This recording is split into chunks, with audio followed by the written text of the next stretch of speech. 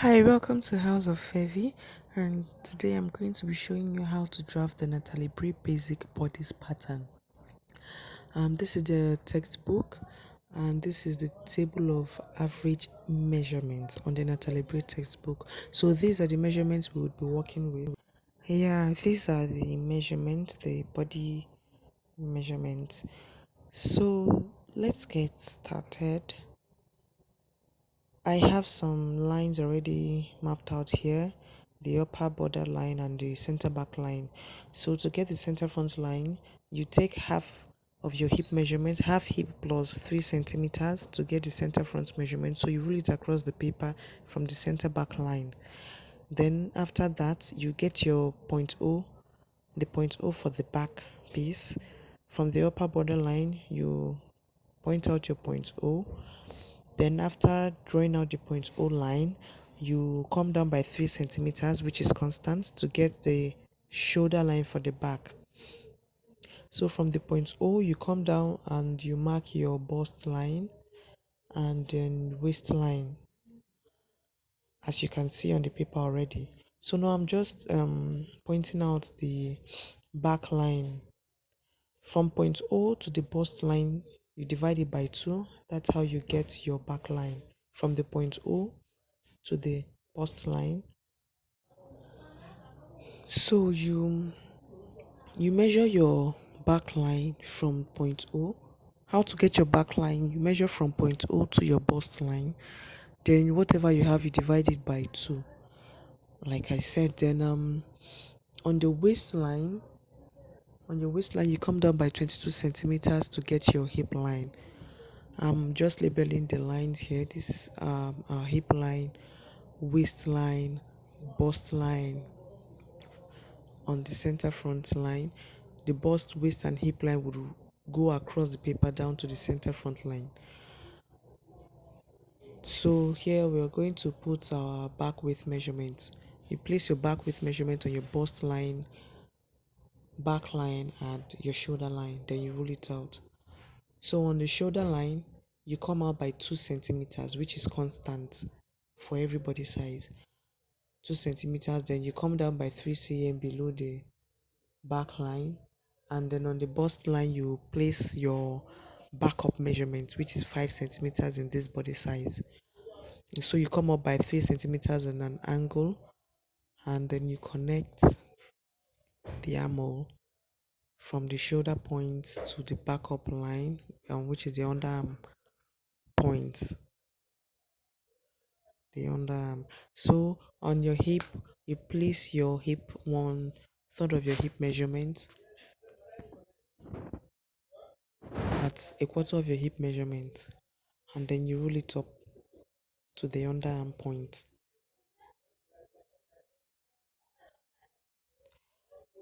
After that, we are just going to place our back neck width. Put your back neck width and you go up by 2 centimeters. After placing your back neck width, you go up by 2 centimeters. Then you rule out the neck curve. It's very easy. I just label the shoulder point and the neck point. So you connect from the neck point to the shoulder point to get the shoulder slope. You can see how the back piece came out. The shoulder slope, the armhole curve, everything is in place. So on the waistline, you come in by 2 centimeters on center back line. You're going by 2 cm, and then on the waistline on the side seam, you're also going by 2 centimeters. That's for the back piece. Now we move on to the front piece. So the point O for the front starts from the borderline, unlike that of the back, which starts beneath the borderline. So on our point O, we come down by 4.5 centimeters to get the shoulder line for the front, and 7.5 centimeters to get the neckline for the front piece. I repeat, from point O, you come down by 4.5 centimeters to get the shoulder line for the front and 7.5 centimeters to get the neckline, the base of the neckline. So you simply insert the exact neck width you used at the back, you insert it at the front piece. That's your neck width.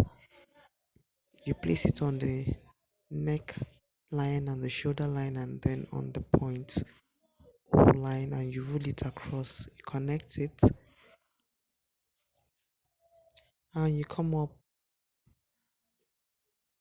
by 1.5 or 2 centimeters. I actually believe this angle thing, you just do what works for you because most people like the depth of the neck lower, to go deeper, while some higher. You can actually take it higher if you prefer a turtleneck, but this is just the basic, anyways. So the angle of the neck depth doesn't really affect anything on the bodice. You can do as you wish. So the next thing we are going to do is to do our shoulder slope for the front. Now this measurement is constant, 16.5 centimeters on the shoulder line. You mark 16.5 centimeters on the shoulder line.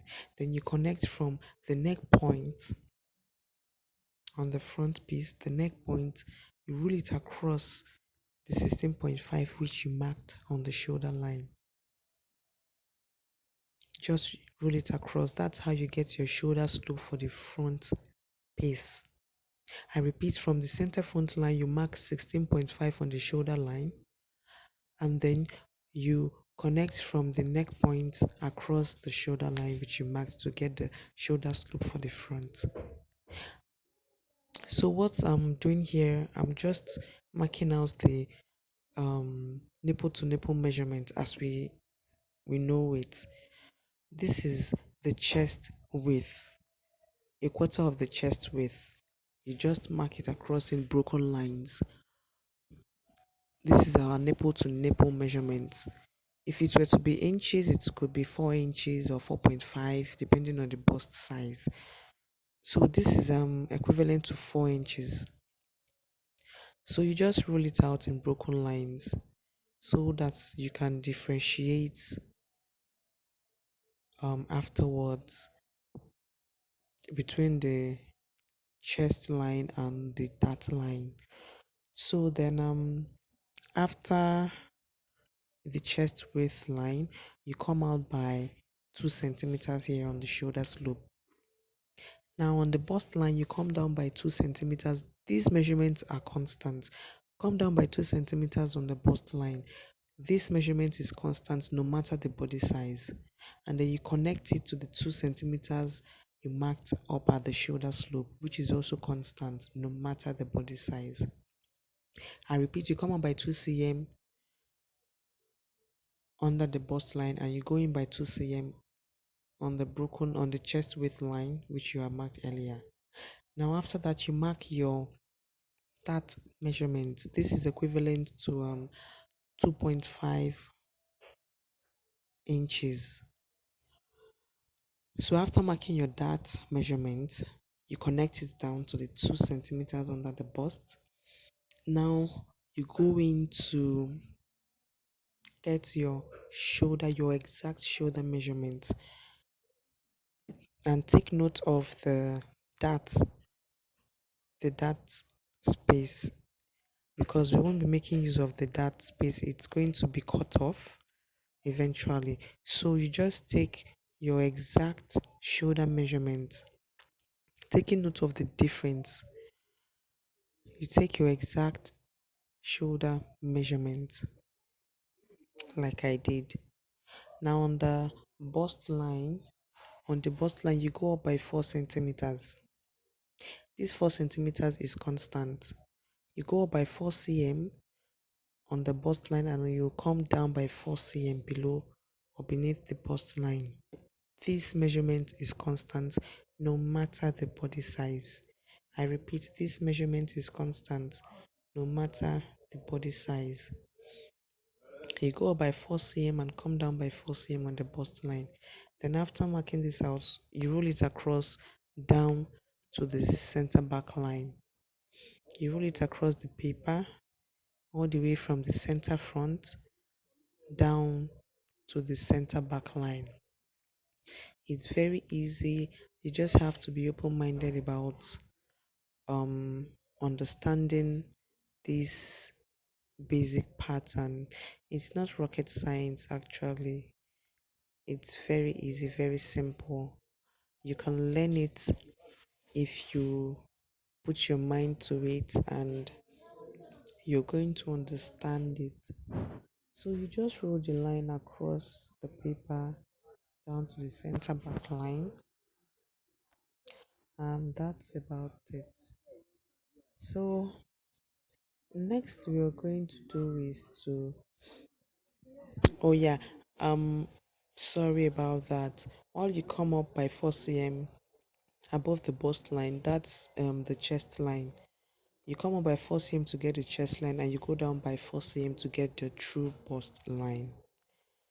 The first bust line, which also serves as the armhole line for the front and back piece, it also serves as the armhole line.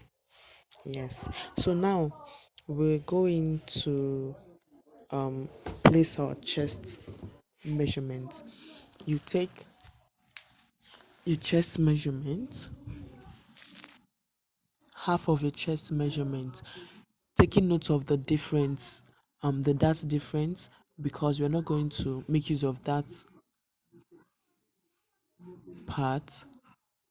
You take note of the 2 cm that.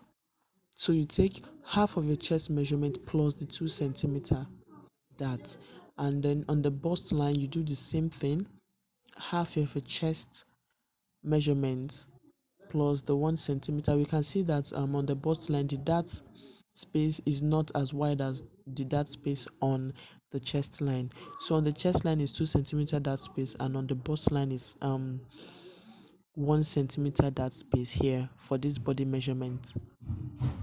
So after taking the chest measurement, you connect it up to the shoulder points of the front bodice. Now from the shoulder point to the chest line, you divide it by 2. I repeat, from the shoulder point to the chest line, divide by 2, and then you come in by 1 cm. Here we're just trying to get the armhole for the front piece. One, you come up by 1.5 on the armhole point. Yes, you come up by 1.5 centimeter, and then now it's time to get the underarm point for the front. Now this is how it's done.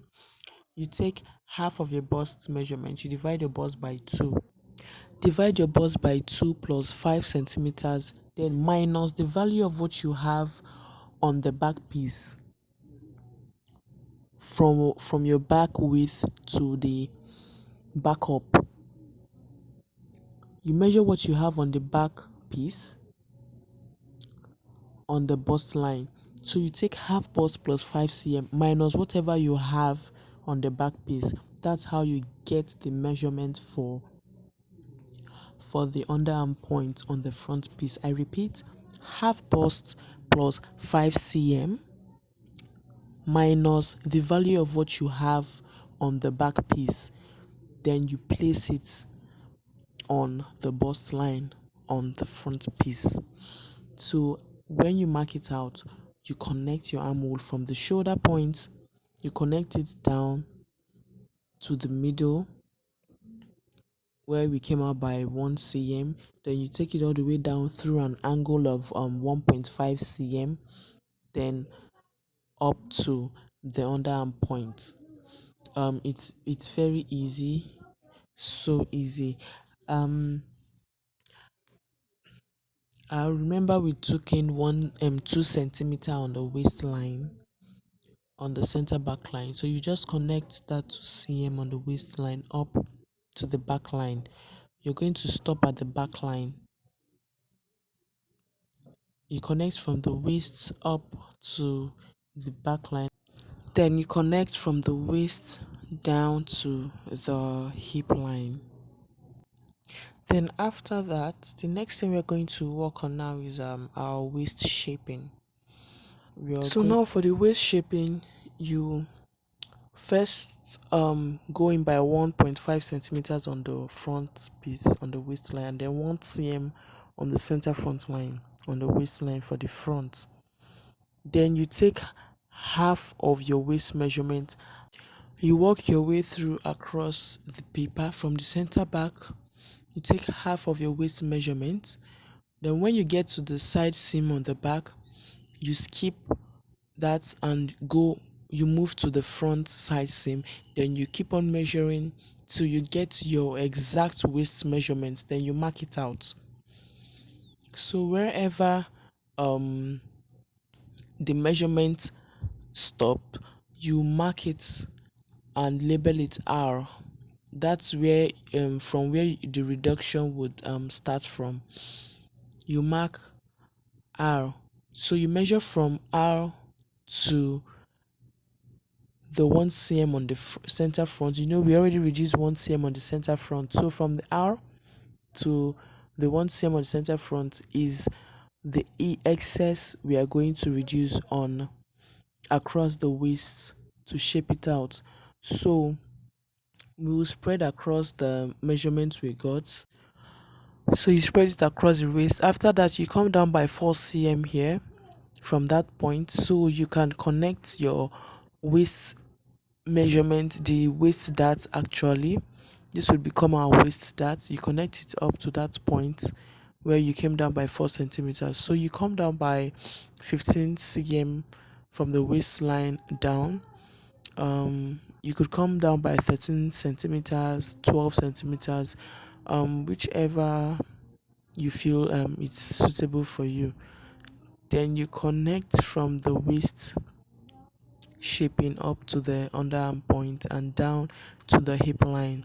So this is basically it. We are just trying to get rid of the excess on the paper. While getting rid of the excess, we are getting our exact waist measurement for better fitting. If you have 6 centimeters excess on the waist, you have to get rid of it across the waist side seam and the waist dart. That's just basically it. Getting rid of the excess. There's nothing difficult about it. It's easy. Just get rid of the excess. We're more or less like getting rid of the excess fat on the paper, so the bodice won't end up being loose. We are not especially when you're not trying to make a loose fit dress or clothing. So if you want it to be very body fitting, you have to get rid of all the excess as much as you can. So on the hip line there, we just placed in your hip measurement plus 3 centimeter, a quarter of your hip measurement plus 3 centimeters, and most time it gets to overlap on the back hip line. So on the waistline, you come down by 1 inch. After marking the 1 inch, you connect it all the way across the paper down to the center back line. The front of the waist is not usually straight. It's slopey. It's usually lower deeper than that of the back. The front waist comes deeper than that of the back. So it's usually 1 inch deeper. Then we connect the 1 cm we went in by on the waistline. You connect it all the way up to the chest line and down to the hip line. The bodice is coming out. It's looking almost ready. Yeah, this is under bust measurement. So I'm taking this out in inch. This is 13 inches. We're marking out here. You place your under bust measurements from the point O on the front. You can place it in centimeters, whichever is suitable for you. After placing in your under bust measurements, you roll it out across all the way down to the center back line. Now we take our under bust shaping just like we did for the waist. You also do for the under bust. You take your exact under bust measurements, getting rid of the excess um is on the paper. So now we're placing in our shoulder seam allowance. You go up by 1 centimeter on the shoulder point and come down by 1 cm on the neck point for the back piece, and then you connect it and you add 1 centimeter sewing allowance around your armhole, then you roll it out. So we just come down by 1 centimeter on the neck point and go up by 1 centimeter on the shoulder point for the front. The same thing we did for the back bodice, for the back piece. Then you connect it, you roll it out. Now we're going to close the shoulder dart. If you're not going to make use of this shoulder darts, this is how it is done. You close it up. Most people like to use a gum, a glue or tape to tape it down, but I prefer using pin to hold it down so that I can open it up in case I want to do some manipulations. It would be very easy for me to open up afterwards. So I'm making use of my office pin to pin it down. Now after folding the dart and the shoulder dart, you would notice that the shoulder slope is no longer in alignment. So you have to rule across again so that the shoulder slope would align. You can see from the neck point to the shoulder point is now in alignment. If you're going to be making use of the process that you just connect from half of the ammo which we marked out earlier, then you connect it to, you mark it down to the bust line. I use a pencil to mark this out because it's not going to be useful on this pattern. I'm not making use of the princess dart. I'm actually going to make use of the shoulder dart instead. So then you take your tracing wheel, this tracing wheel, and then you trace out the shoulder line for the front. This is basically it. You open it up and then you notice that one side of the shoulder line is higher than the other side. You just trace it out and take note of that. This is it, guys. It's very easy. We're done with the Natalie Bray basic bodice pattern. Thank you for watching. I hope this is very easy for you to understand, and now you know how to draft the pattern. Thanks for watching. Have a nice day.